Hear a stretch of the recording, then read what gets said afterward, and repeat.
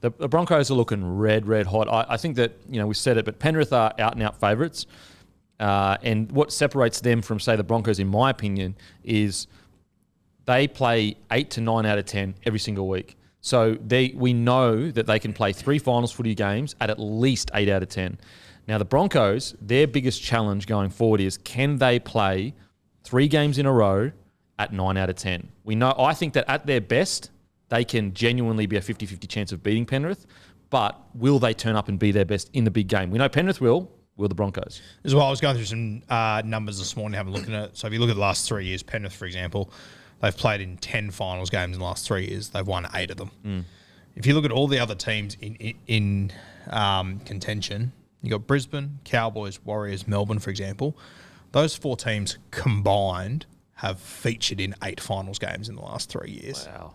It's a huge gap. Yeah. South Sydney's the side, and we'll talk about them soon, that has got the finals experience. But their season has literally finished 3 years in a row now against Penrith. So it's going to be tough for someone to go toe-to-toe with that side on the big stage. But I think Brisbane are one of the best hopes to do it. Yeah, it's just that finals experience that worries me so much. And in this season, we've seen them come out and just not be good. Just not be good. Whereas Penrith, outside of maybe the first few games, since then, they've been outstanding every game. I think there's one game in the last 3 years that I remember that Penrith weren't good. It was Melbourne towed them up last year in Penrith, just post-bye period, origin period, I should say, and they beat it. Was it 20-0 or something? And they were, from memory, they were relatively close to full strength. Yep. Off the top of my head, there might have been others. One game in 3 years where they were no good. Yeah. You got another one, or? Mate, other than the preseason trial against St Helens, I think. Honestly, that's Let's never talk about that again, please. Yeah. Oh yeah, sorry, Mike. Still keeps me awake at night. But yeah, let's talk about the Broncos, and then we'll get into the Roosters.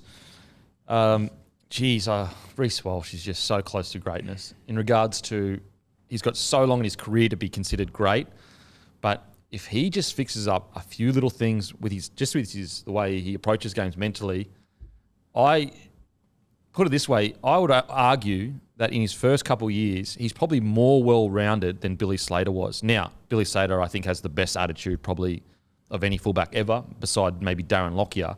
But he didn't come into grade with the ball playing that Reece Walsh has. Maybe he was a bit more, I'd say Billy Slater was probably a stronger ball runner than Reece Walsh. But he wasn't, I'm pretty sure Billy Slater wasn't the Queensland fullback at 21 years old. I think he's come on the wing. He debuted on the wing in Origin. I'm talking off the dome here, but you would have had guys like Matty Bowen, Carmichael Hunt, all these sort of guys. So put it this way, I agree with you. I don't think Billy Slater at the same age would have had the same impact on the Origin series that Reece Walsh did. So Billy Slater went wing, this is Origin, wing, fullback, bench. And then in 2009, he was the full-time fullback. Yeah. This is actually a credit to Billy because he worked on his game. And I think the difference between maybe Billy and Reece Walsh right now is their mental application to their game. And that's what made Billy the greatest fullback of all time. Maybe the only one to challenge him is Darren Lockyer as the greatest fullback of all time. And so Reece, he's got a ways to go to get to Billy's level, like so long. But just needs to fix up the way he approaches games mentally sometimes. And wow. The base that he's got that he's starting at is unbelievable. Yeah, the natural abilities there to absolutely be as good as Billy Slater in 10 years' time, whatever it might be, or when we're getting so far ahead of ourselves, but it's there. It's, as you said, it's Billy from day dot was just so well-rounded and so mistake-free, never dropped balls. He's like the perfect fullback. Yeah. It's about, isn't it, Reece Walsh rounding out those areas, which will happen in time. Yeah, it'll happen. But how quickly can it happen? Oh, mate. I mean, you look at his game on the weekend. He came out in the second half. He thought run first rather than pass first, and he set the bloody game alight. He is just such an incredible player to watch, and talk about superstars of our game. If he continues on this trajectory, like at a club, let's say the Broncos stay where they're at and they're a premiership threat for the next 10 years, and Reece stays a fullback, he might be one of the biggest stars we've ever had. Be interesting to see. We've got a World Cup 2025. I'd pick him at fullback. Yeah, I was just thinking, I reckon he's a good shot to be the one for that. Who would you go, Teddy or Reece or someone else? In 2025. It's 2 years away. Look, I'd pick him this year. Pick him this year at fullback? Yeah. Yeah, right. Maybe that's my bias. I'd pick him this year. Look what he did in Origin. He was the best fullback on the field in Origin for the series. Even not like thinking to that World Cup in 2025, that'll be 10 games that he could play at fullback and really own that jersey. I reckon it'll be between him and Scotty Drinkwater for that. KP? KP as well. Yeah, that's what I was thinking. I'm like, by 2025, I'm to be done by, not done NRL-wise, but Kangaroos fullback-wise by then. But, yeah, KP v Walsh is what I was thinking that's of. so true. And I mean, that's assuming that you're not going to pick Turbo. You're not going to pick Latrell there. You could, depending on how their next 2 seasons go. There's a lot of options there, but Reece Walsh, where he's sitting at the moment. Who do you pick at fullback this year when the team's selected? If it's selected. I don't know. You've got me thinking Reece Walsh now. I still think they'd go Teddy. Yep. One more Out time. of respect. Yes. Yeah. I want to see a final series. Yeah, that's a good point. I want to see how. I know we've seen Walsh perform for the Maroons. That's about as big as it gets. If he comes out and does it again in a final series for the Broncos, well, that's probably enough to twist me to Reece Walsh. And I mean, I don't think it'll happen, but if you go look on Sportsbet at the moment, the Clive Churchill medal odds, Dylan Edwards is at $8 to win back-to-back Clive Churchills. Oh, mate. Poor Dylan Edwards. I do think he's been a bit quieter this year. I do. Yep. I don't think he's been his standard that he had set. Maybe in the start of the year he did. I think he's a little bit quiet last few games, as in quiet compared to his crazy standard that he had set. Who would you go at fullback? I'd go Walsh, and I think it's different for Blues because Teddy's been, I know he's the captain of Australia, but he's been the captain of the Blues and, best for the Blues the last 5 years. That World Cup last year was the first international games in since COVID. So there's no real mortgage on the jersey. I think it has to go to the people. Well, we saw who deserve the most. DCE, because it'd been so long since DCE had that 7 role, Cleary eventually got that jersey off him. Yeah, right now, I agree with you. I like your chat about let's see him in finals footy. But if I had to select a team right now, it would be either Reece Walsh or Scotty Drinkwater. You know what?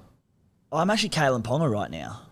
Yeah, that's fair. I think, if KP stays fit between now and end of season, it'd be fantastic for the Knights if there was some finals footy involved in there. We saw KP in finals, but KP's been there and done it for years and years. I think at this stage he's more well-rounded than Reece Walsh.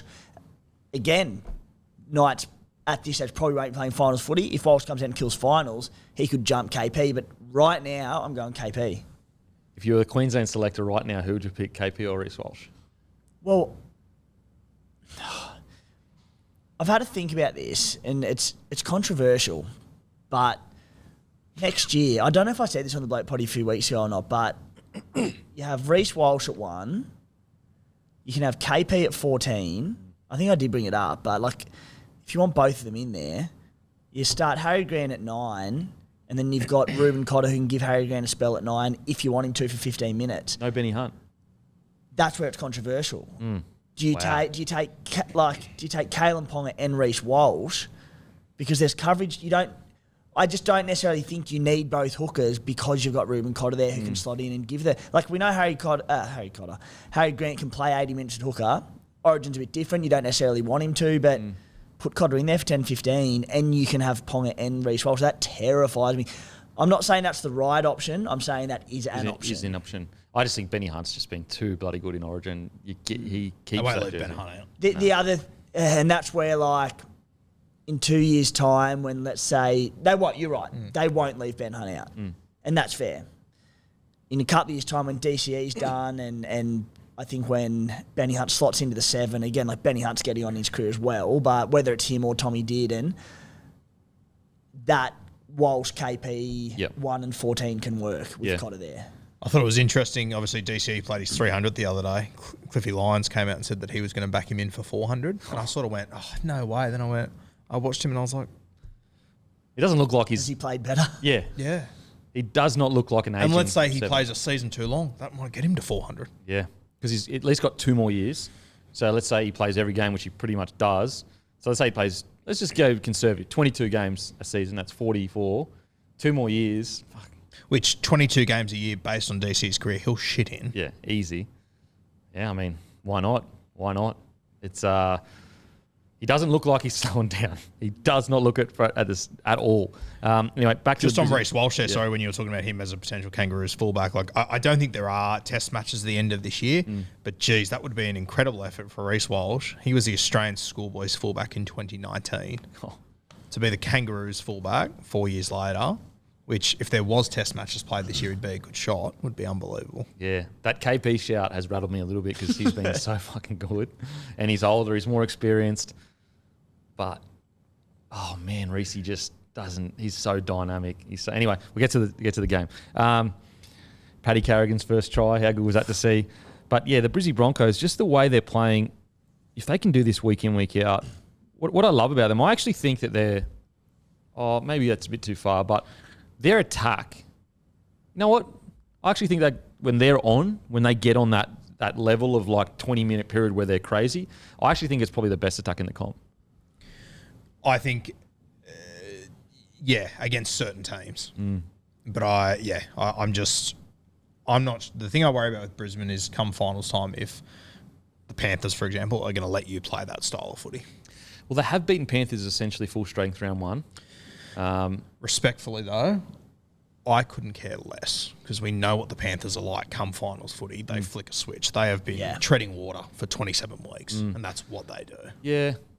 I think that the Broncos have enough explosive players that have played, really well in big games, Origin and that their attack could genuinely trouble the Panthers. I think that if they played the Panthers in finals footy and they completed it like 88 to 90%, that's when they could really trouble them.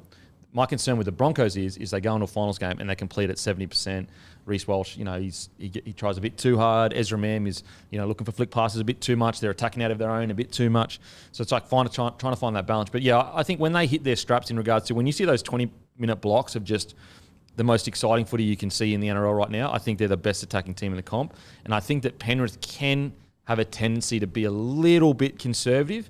And so I wonder whether, like, for example, on the weekend, like, they probably should have won bloody 40-0. Now, I don't know whether that's because Sharks just defended their ass off.